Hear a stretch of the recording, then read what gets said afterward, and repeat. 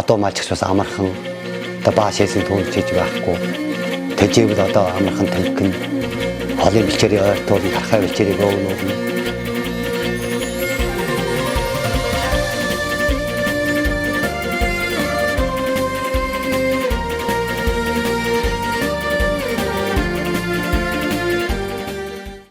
наяа сонос гэж одоо өөрийн одоо гар дээр байсан Монгол адуугаа одоо Монгол чиглэлээр нь хурдны чиглэлд өсгөж ах トゥ нартайгаа хамжиж өсгөж ирсэн.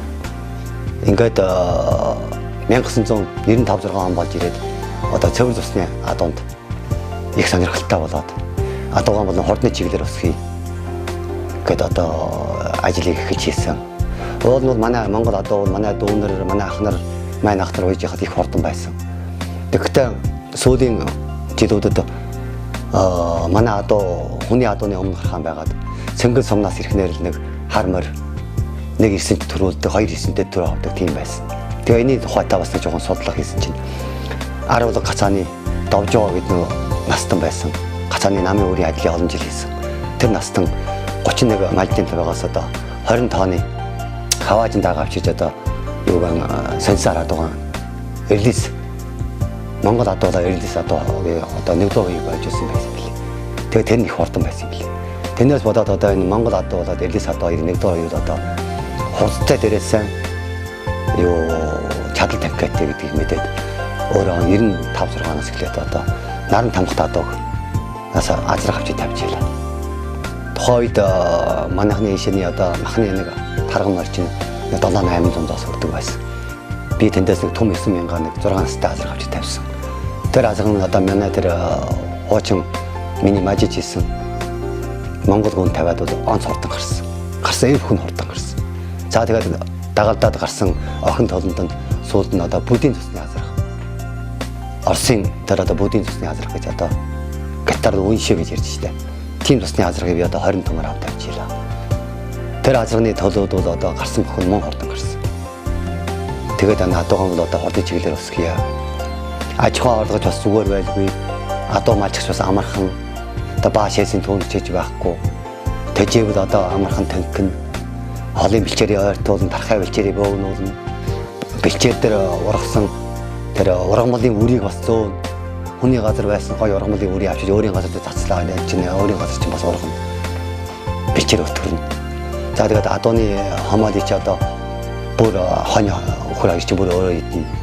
Одоо инкнэр энэ олон сайн талтай ахнаар гинж явхад хурдан зодод дэсвэртэй хүйдэн дэсвэртэй дэми хараа хашаар хэлэхгүй гэж одоо мальцсан. Одоо сүүлийн жилүүд ирээд одоо энэ цэвэр цусны адуу англи цэвэр цусны азраг болоод юу араб цэвэр цусны араб адуу малжаад ирсэн чинь бол одоо адууны бодгоод үеуд их хөгжилт их өндөр хурдны чиглэл нь их сайн. Жоо цаг зодод дэсвэр таацаар жоохон аана шиг. Ингээд адуу хурдны чиглэлээр байж болж байна. Одоо дээр юм бол 240 адуу байна. Онгон тавиад нэг хэсэг гоо бас нуулаагүй байна. Гэхдээ одоо энэ хурдан адуу усган байж болох чи одоо цусны адуу байж хахад нэгд бэл мөнгө их хэрэгтэй те. Хоёрд хүний хөдөлмөр хүч хэрэгтэй те. Гуравд энэ адууг сайжруулахад зүгээр нэг цусны азар тавьчихад адуу бүр хурдан болно гэсэн юм биш. Энэ адууны тэр гүү болоо азарны авчирдлыг ихгүй ухаан байдаг. Энийг бас судлах хэрэгтэй байдаг. Инхнэрэн хүнд бол уйгаагүй хөдөлмөр, уйгаагүй ухаан одоо мөнгө зоос их орж иж.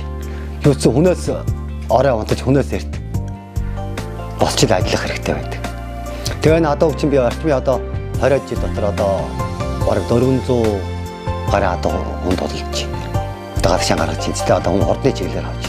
Энэ адуугийн бол бид нь одоо онлыг сайн мэдхгүй шүү дээ. Адуу сайжруулахад энэ шинжилгээ ухаанч онлоор бол одоо энэ өвөл Монголын тариалангийн их сургуулийн тэр доктор профессор багш нар бол шинжилгээ ухааны янтаар бол энэ томьёол гаргасан байдаг. Одоо нэг Монгол цэвэр цусны Монгол хүнд цэвэр цусны азар тавилаа. Энэ бол 50 цустай 200% гарч ирнэ. За 50 цустай 200% үед нь дахиад цэвэр цусны азар тавилаа. 75 цустай 300. За ингээд дагуулаа тавиад байхад дахиад тавихад тэр чинь юу 75 болчихсон. Дахиад тавилаа 83 цаг илүү гарч ирнэ. Дахиад нэг тавилаа 87 цаг илүү гарч ирнэ. Дахиад нэг тавилаа 93 цаг илүү гарч ирнэ. Дахиад нэг тавихад 97 цаг илүү гарч ирнэ. Одоо ингэж судалгаатай байдаг юм лээ.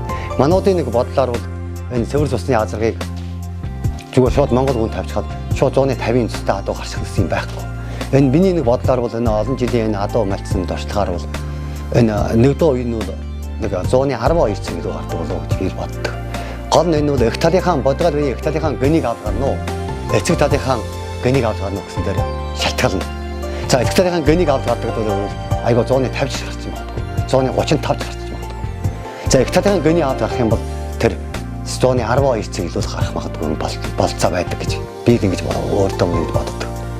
Ирээдүйд одоо энэ адууг хаашаа одоо бас л энэ хордын чиглэлээр нэгэнтээ хийсэн юм чи одоо явсныхаа яссан гэж одоо энийг үргэлжлүүлээд аваа явъя гэж бод.